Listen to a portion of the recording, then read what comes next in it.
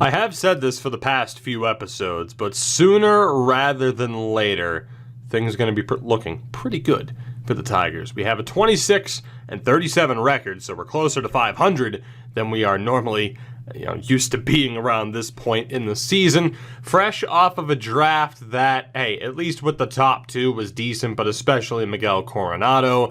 There is a new Miggy in town, although the depth that we already have is going to make that an interesting situation to handle because lineup-wise, again, right now, it's not that bad. I mean, you look at Ernie Christiansen, Ralph Mosley, who continues to be very interesting. Jaime Cabral has been phenomenal this season, and I've edited the lineup to make sure that a lot of these guys get to play a little bit more. Christiansen and Mosley both want to play as stars. That's why Cabral or Summers aren't a little bit higher, but there's some good depth at the plate in this lineup. Pitching-wise, it's looking okay. I mean, you look at the addition of Ken Linder in particular, that has been huge. Alan Boykin's been our best pitcher this year, at least in terms of ERA and WHIP, although Jed Jordan's actually a little bit better, but the ERA is significantly higher. The bullpen, while not amazing, you at least have nothing but players who are at least low-end major league caliber with the likes of Montez and good old Gerald Short. Although, I'm intrigued to see what Montez will be able to do, the 21-year-old who is also here. So we're looking good. Time will tell, and really we're about to find out in this episode just how good this team ultimately is. Don't think we're a playoff team this year. Yet again, I mean, you never know. If we get hot, it could happen, but from the looks of it, that's not going to happen, and that's fine, although I am intrigued to see what the injury is here. Maciel's out. That sucks. Cam Ling is out as well, so a little bit of a rough time for this lineup. Maciel being out, though, just means that Edgar Diaz gets to play, which is not the worst thing in the world. He's the one guy on the bench, really, that doesn't get to play. Cabral doesn't play unless we have a DH, so that's not too bad. I do want to get to All-Star Weekend, of course, and see what we're looking like. Couple of big wins, but for the most part, still some rough sailing ahead of us. But like I said, you can obviously tell the pieces are falling into place. They have been for the past few seasons. The last 2 years in particular, we have done incredibly well in terms of hitting. And hitting with those first-round picks, or the first overall pick in particular. Obviously, a lot of that is luck. It's just whether or not there's a player of that caliber who's there for us to pick in the first place. The luck's been on our side. As we get to the All-Star game, let's see what we have here. No starters. Eric Encarncion has made another All-Star game. Absolutely tremendous. 21 saves on the season thus far. 2.45 ERA, a .95 WHIP, .7 WAR thus far in the season, 2.95 FIP. Beast. And then for position players, do we have anybody? Ernie Christiansen is the starting catcher for the AL All-Stars, the 25-year-old. Jesus. Having his best season to date. 11 home runs, only 37 RBIs, but a .314 average, a .381 on base, and .840 OPS thus far for Big Ernie. I call him Big Ernie. He's 6'4". There you go. That fits. Was he the only one? Yes, he was. So we have a pitcher and a position player. Go figure. Not too bad. I'm not complaining. Very nice, of course, to see more than one All-Star representative because, of course, every team gets one by default, as the AL wins the All-Star game. So from the looks of it, 91 overall player being moved. From the looks of it, this episode's going to be, it's going to play out the same way that most episodes have in this series thus far. We are going to sim to the end of the season. We'll see how the playoffs go because we will not be taking part in them unless we go on an unbelievable run through the back half of the season, which is fine by me.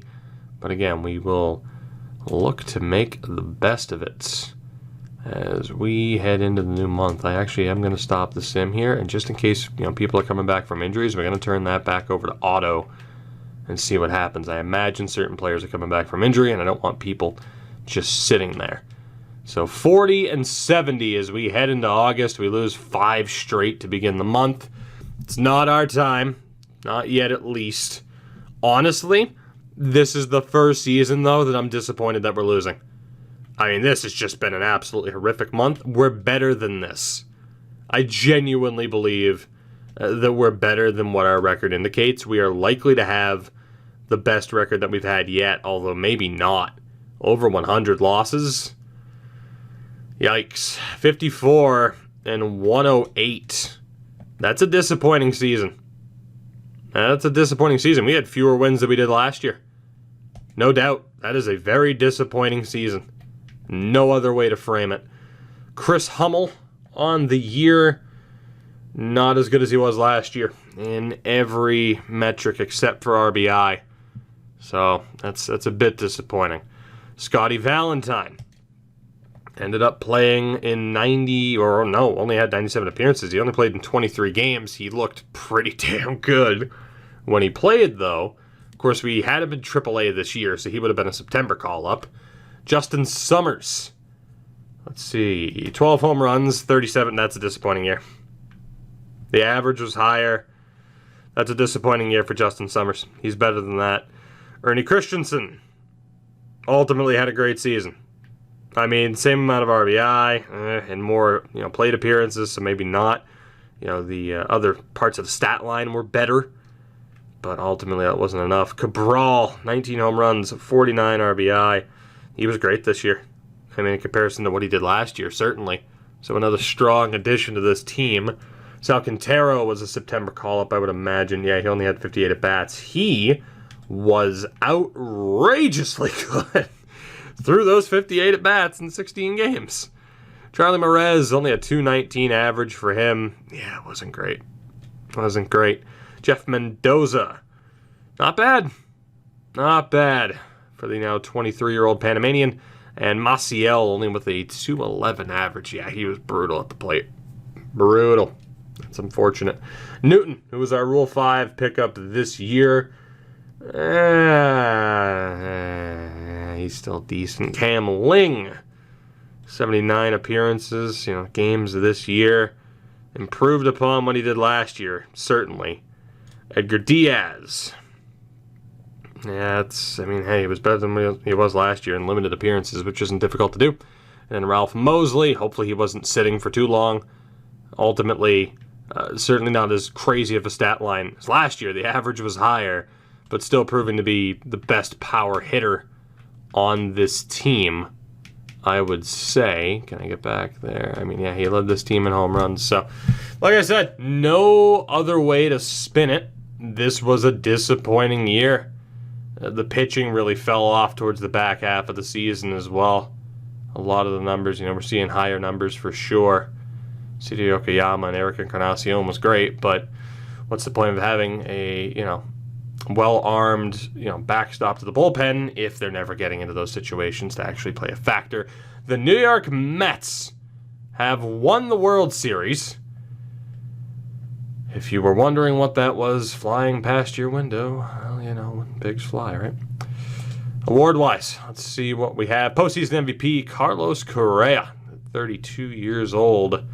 He gets postseason MVP despite the loss. I read that as World Series MVP. I'm like, wait a minute. So, yeah. Postseason MVP, Carlos Correa. Not a surprise. Ronnie Dawson won it for the Mets. The World Series MVP was Hunter Dozier. I hit one too many over, and I'm like, wait a second. That doesn't make sense at all. And it didn't. Pete Alonso wins the MVP, as does Jock Peterson. 49 home runs. Jesus Christ. Cy Young to Forrest Whitley. And Dylan Cease. Batting titles to Matt Tice. I think I'm not completely botching that. And Jock Peterson. Reliever of the year, Nestor Cortez Jr. and Sam Gabriel. 27-year-old, 93 overall, Jesus. Rookie of the year, Kevin McGreal and Francisco Franco, which is a phenomenal name. Hank Aaron awards to Matt Tice and Jock Peterson, who had himself one hell of a year. I would say heading into this next season, playoffs are the expectation. Kenley Jansen and Clayton Kershaw both make the Hall of Fame. There's really no other way about it. We need to start being successful. Ideally, we'd start being successful next year. I don't think we need to be successful next year, but we weren't as good as we should have been this year to begin with. And now you factor in, like, okay, you know, everyone's going to be a year older. Most of these guys are going to be better because we don't really have anybody who's at the age where they're going to be falling off. So this needs to happen.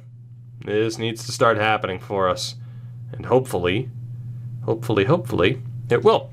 So, re-sign phase-wise. Whoops. Let's go back to tender contracts and start there first.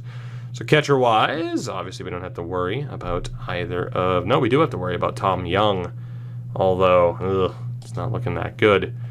First base-wise, neither of you two are mine. No Martinez and no Cash. Second base, Mr. Newton. Of course, will be sticking around. We're going to pay him a little bit more than what is being asked for just to make sure he signs my Scottie Valentine.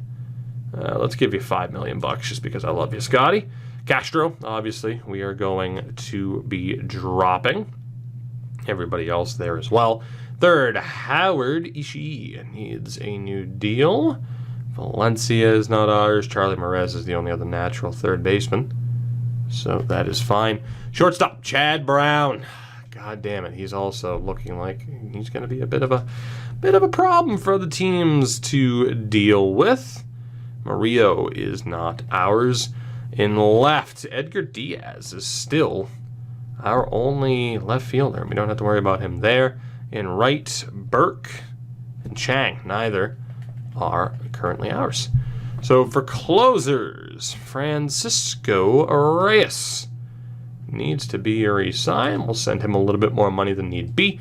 Andrew Montez also needs to be signed. We'll send him a little bit more money just to not have to deal with any garbage.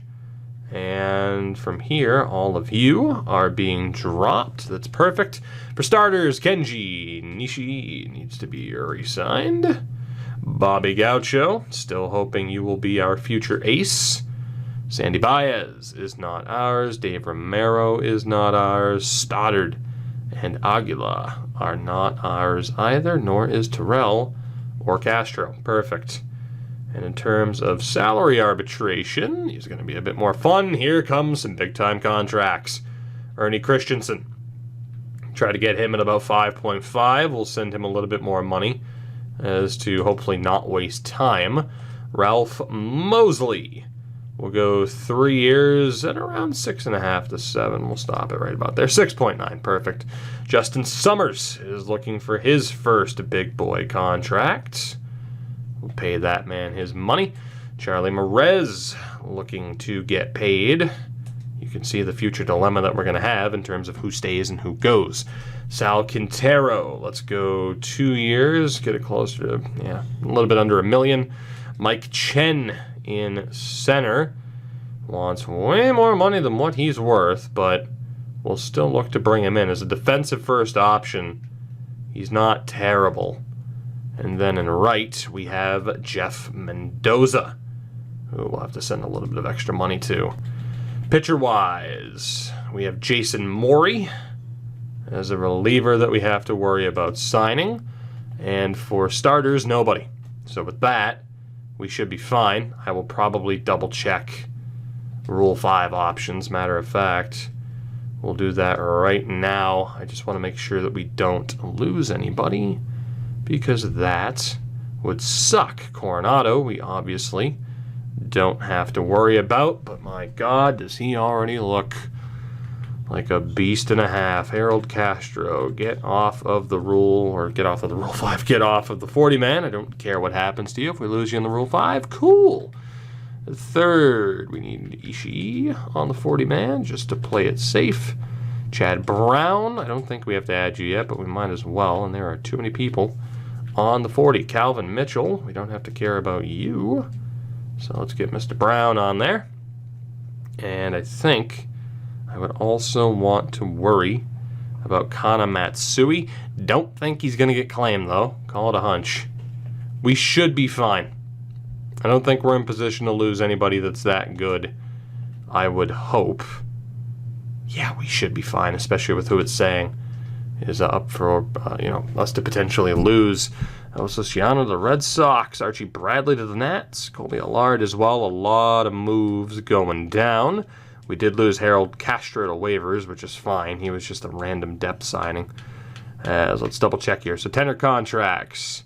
We still have quite a few guys who haven't accepted yet, but we are nowhere near having to worry about it. We have until November 23rd. Tristan Casas has signed. Carlos Estevez. Corbin Carroll. Julio Rodriguez. This has been I'd say the least amount of give a fuck, I guess, for lack of a better term, that I've had in terms of what other teams are doing. I'm only focused on us. So in terms of tendering contracts, we are perfect. Everybody re-signed. We're still waiting for Jeff Mendoza, however. We have until November 23rd. So we'll give it another couple of days. Otherwise, we're going to have to go to arbitration with him. Yeah, he's not going to sign that offer. So let's see here. Mr. Mendoza, I am going to offer you 15 over 3 years. And then arbitration-wise, we are going to 4.4. There you go. That is your offer, buddy. That's fair value. That's what you're getting. One way or another. And those guys we have to worry about. 40-man set, don't worry about it. Do not worry. Mackenzie Gore to the Braves. Mendoza has still not signed. All right. If you say so. If you want to drag this out, go ahead.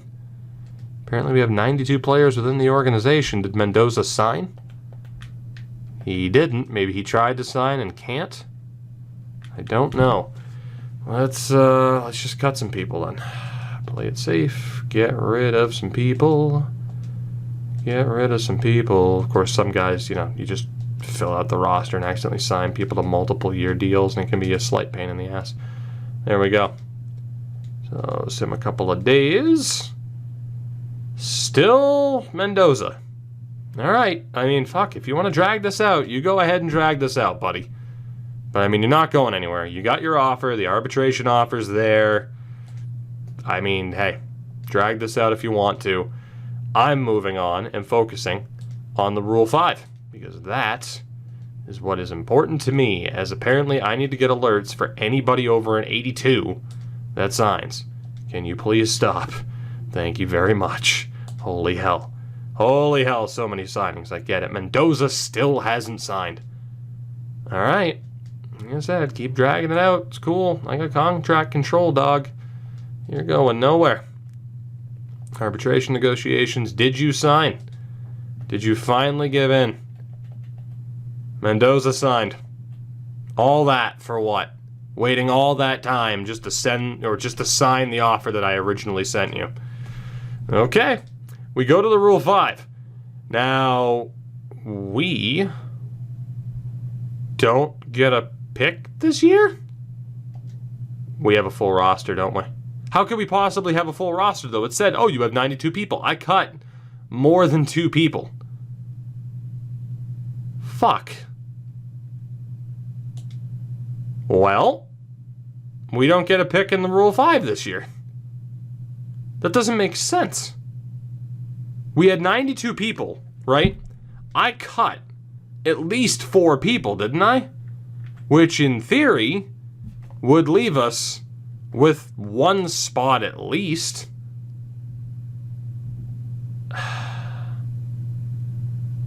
Regardless, that's what happened. I guess I botched it. I could have sworn I cut enough people to play it safe. But maybe not. Maybe not. I'm just taking a look here.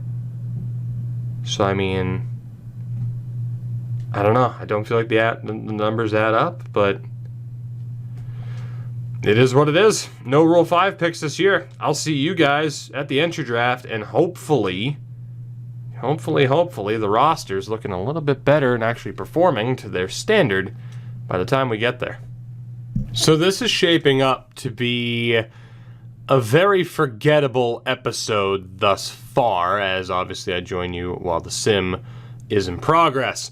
We started off this season horribly through April. It's a miracle that we're only 6 games under 500. We had a very strong May to get us back to within striking distance, although technically right now we're 11 points out of the division lead. There were a lot of changes to this team that I want to talk about, and the main reason why I want to talk about it is because draft-wise, this is shaping up to be the worst draft yet, just in terms of the pure amount of players that we can actually pick from. Now, you notice the top 6 here aren't available to us, so we pretty much start this list from here. These are the players that we have available. It's a very, very short list. You see here, infield options, extremely low. It's very pitching heavy. This isn't shaping up to be good. Now, team-wise, I mean, I'm at least taking a look at the overalls. You can, attribute-wise, obviously, we'll get a look in it. Looking here, or overalls and attribute-wise. Stat-wise, it's looking pretty good outside of John Kida, but then again, Charley Hutson's not that much better. You see how well improved the bullpen is in terms of overalls as well. Very tempted to take Yokoyama out of the setup spot because, he is getting innings, but we probably want him pitching a little bit more frequently. It might be worth it to have these two pitching more often and not have them be setup and closer at this point. The top 4 for the rotation, though, doing quite well. And then lineup-wise, this is where we see a lot of change.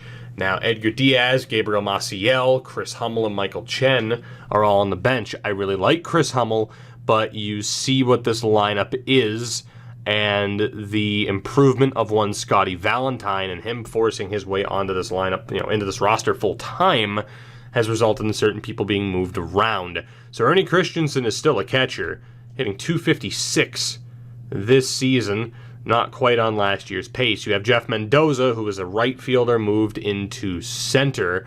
Cameron Ling's been moved from catcher to third, which is why he has a lower overall. Unfortunately, though, he has been abysmal at the plate compared to what you would expect from him. So that is incredibly frustrating. Ralph Mosley only hitting .228. Cabral's killing it. Summers is doing well. Mares, Valentine's doing really well, as is Newton. Christensen ends up sitting when we play without a DH, but again, we're an AL club, so it's not as big of a concern. We have a lot of underperforming players. I assume it would be from that opening month. I still don't know what the hell happened with the Rule 5, because we should have had enough spots open, unless I am just, recording way too tired again, which has happened before. Time will tell what happened with that. Hopefully it doesn't happen again. But in terms of progress, technically yes, but it hasn't been a great episode in terms of results. And hopefully we can turn things around here with this draft. Now, the good thing is Steve Rosales is available to us as a shortstop. Not going to have the highest overall in the world at 21 years old, though, but he is listed as a blue chipper. He's an interesting option for that reason. Bobby McGee is not available to us. William Lee is. It looks like he could be a dominant reliever, but I'm not sure if we want to take a reliever this early. Brian Barrera is not available to us, nor is Alan Sang.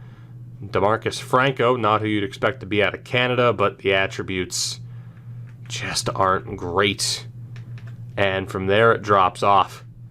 So while I don't think he's going to be the best player in the world, we pretty much have no choice but to take Steve Rosales, as you can probably hear the dog doing the old dog shake in the background. But yeah, Steve Rosales has to be the pick. Hopefully it works out. He joins the like of Chad Brown, Scottie Valentine, and some of these younger guys. Miguel Corando at first as well. It's going to be interesting to see how many of our already established players that we choose to let move on, hopefully get compensation for, because some of these younger guys are about to take these spots without looking back. So DeMarcus Franco is available if we want another starter. Again, I'm not all that impressed, and really, it's tough here. Lassiter, the potential might not be the highest, but the overall might be okay. It's really tough, right? Because if we want to go for potential, it has to be Franco. Has to be. Because nobody else is really up there. There's the 75 in Carlos Quevedo, who is very interesting.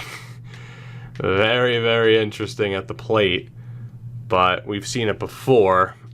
where, going off the board might not be the worst thing in the world. For me, I think Lassiter isn't the worst. I think it comes down to Quevedo or Franco. Quevedo's an interesting one because he's ready soon. He's 22. He looks like a beast at the plate. Franco, maybe a little bit more of a guarantee, but not quite ready yet now. In terms of starting pitching, how much do we need the help? We have some young guns coming up. I'm going to go for Carlos Quevedo. I am a sucker for seeing players that are that talented potentially at the plate. So Carlos Quevedo out of Panama is going to be the pick. If by some miracle that starter, and nope, he went to Seattle, was available in the next round, then hey, it would be a major win, but that is not the case. So we get to the third round with 5 players left to choose from. We start off with Adam Elia, the 21-year-old German, Johnny Hatch, who is terrible, D'Angelo Cartwright, Gil Cruz, and Tadahito Matsuzaka, who is absolutely the pick. That is not debatable. This is not a discussion that we are currently having. I am adding him to the list of players that we have the rights to right now. He's not quite Daisuke, but Matsuzaka is here. Will we have anybody else left to pick? No, we will not. So we are out after 3 short rounds. I'd like to think that we did okay. Time will tell, though. But like I said, this episode, I think we really do need to end it on a high note because of the underperforming nature of this team. So we will see how we did. By the way, quick look at the top prospects list as it stands. Chad Brown and Miguel Corando, both up there. Pretty damn good sign, especially considering you have so many 24 and 25-year-olds. How did we do? We nailed it. With those first 2, at least, we nailed it. Now, here's the issue. Again, like I said with Rosales, low overall for a 21-year-old. I don't know if he's ever going to make it. I hope he does. Quevedo, being B potential, is a steal and a half. 72 overall, 85 potential. Tremendous. Matsuzaka's a real interesting one because he's a 75 overall at 20 years old, but he has D potential. So how quickly is he going to regress? We're obviously going to sign all 3. I'm fairly optimistic after that, but it felt like, I'll be honest, we spun our tires in this episode. There's not much we can do about it. Hopefully the rest of the season goes well for us. But, I'm starting to get the itch to see this team do well. And so far, 56 wins has been the peak.